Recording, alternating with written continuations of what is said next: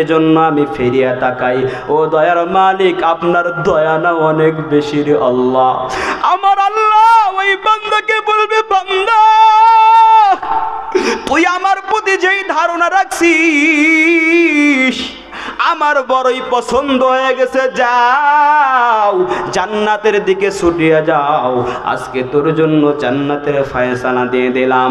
এজন্য মুসলমান ভাইয়েরা আমার, অল্প কিছুক্ষণের কিছুদিনের জন্য এই দুনিয়ার জমিনে আসছি। এই দুনিয়ায় চিরজীবন কেউ থাকতে পারবো না। আজকে আসি তো কালকে নাই। মৃত্যু হয়ে গেলে কেউ কাউকে চিনবে না, কেউ কাউকে চিনবে না, কেউ কাউকে নিজের ঘরের মধ্যে জায়গা দিবে না, বাড়ির মধ্যে জায়গা দিবে না।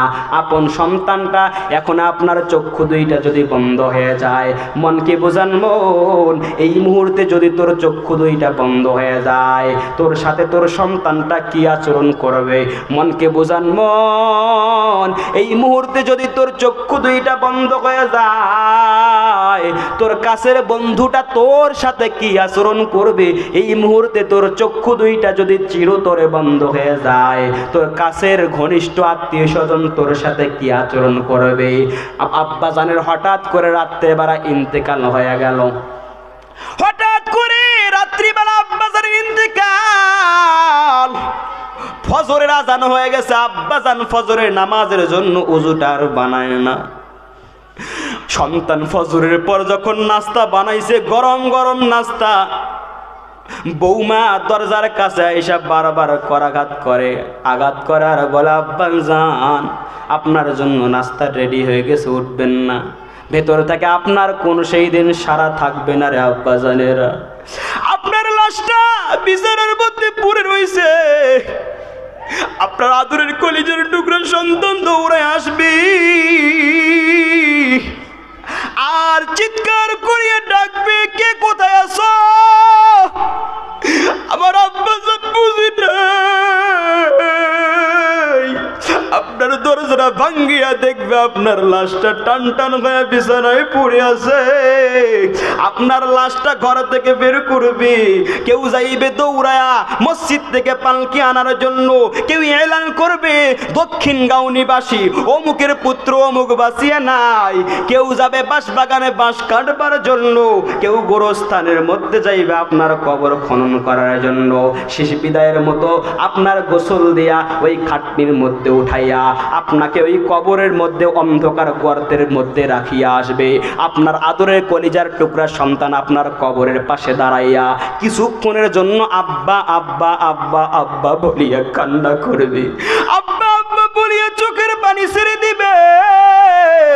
আপনার সন্তান কান্না করবি, আপনার বন্ধুটাও হয়তো 10-20 মিনিট চোখের পানি ছাড়িয়া কান্না করবে আর দোস্ত বলিয়া বলিয়া বলিয়া বলিয়া ডাকবে। কিন্তু যখন পশ্চিম দিগন্তে সূর্যটা লাল হয়ে যাইবে, রাতের আধার যখন আসতে থাকবে, আপনার সন্তান আর ওই কবরের পাশে থাকবে না, আপনার কাছের বন্ধু বান্ধব আর কবরের পাশে থাকবে না। আপনার সন্তান বাড়িতে আসিয়া তার ঘরের বাতিটা জ্বালাইবি, আপনার বন্ধুটা আসিয়া তার ঘরে বাতি জ্বালাইবি। আপনার অন্ধকার কবরে বাতি জ্বালানোর জন্য আপনার কলিজার টুকরা সন্তানটা যাইবে না রে আব্বা জানেরা। আপনার স্ত্রী যাইবে না, আপনার আপন ভাইও যাইবে না। এই বাড়িতে আপনার সন্তান বাস করবে, আর এই বাড়িতে আপনার ঠাই হবে না, জায়গা হবে না। ওই আসল বাড়ি অন্ধকার কবরে যাইতে হবে। আল্লাহ রব্বুল আলামিন বান্দাকে ডাক দিয়া বলেন, ও বান্দা, দুনিয়ার বাড়ির জন্য লক্ষ টাকা খরচ করলা, দুনিয়ার গাড়ির জন্য লক্ষ লক্ষ টাকা খরচ করলা, দুনিয়ার বাড়ি বানাইলা, এই দুনিয়ার বাড়িতে তোমার জায়গা হবে না। দুনিয়ার গাড়ি করছো, এই গাড়িটাও তোমার আর থাকবে না।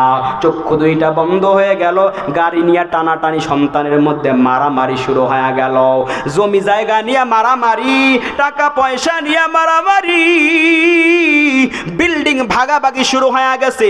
আপনার কবরের মধ্যে ইসালে সওয়াব করার মতো সন্তান নাই, বাবার লাশটা সামনে রাখিয়া ঝগড়া করে, জানাজা হয় না, দাফন হয় না, এরকম খবর আমরা জাতীয় মিডিয়ায় দেখি। ও আব্বা জানেরা, ওই কবরে যাওয়ার যাওয়ার আগে ওই কবরটাই তো আসল ঘর, ওই কবর তো আসল বাড়ি। দুনিয়ার বাড়ির জন্য লক্ষ কোটি টাকা খরচ করলাম, ওই আসল বাড়িকে বানানোর জন্য কে কত টাকা খরচ করলাম, ওই আসল ঘরটা কে কে উদ্বোধন করব, কে কে উদ্বোধন করব, হাত তুলে আল্লাহকে দেখাই। আসল ঘর উদ্বোধন করবেন না, দুনিয়ার ঘরে খেলে উদ্বোধন করেন।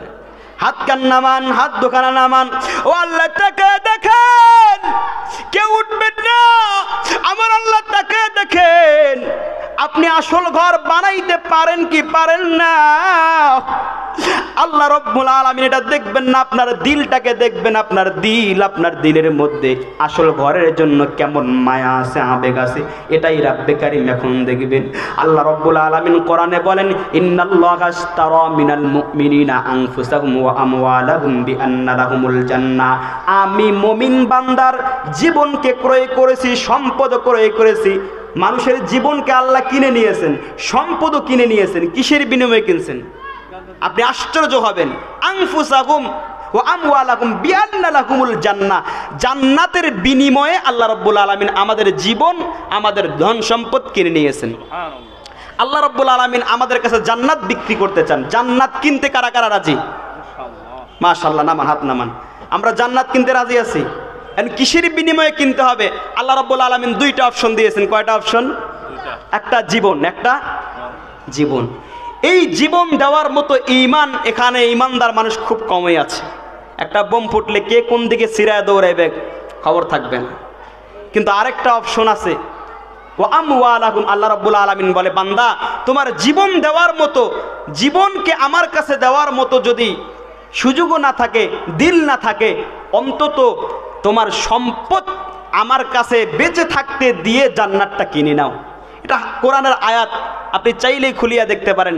কোরআনের আয়াত বলছি ভাই। আল্লাহ রাব্বুল আলামিন বলেন, বান্দা দুনিয়ার বাড়ি বানাইছো, থাকতে পারবে না, সন্তান তোমার ঘাড় ধাক্কা দিয়ে বাইর করে দেবে। চক্ষু দুইটা বন্ধ হয়েছে, আপনার রূহটা বের হয়ে গেছে, আপনার জীবনটা বের হয়ে গেছে, আর জায়গা নাই। আপনার সন্তান ঘর থেকে টেনে টেনে নিচে বের করবে।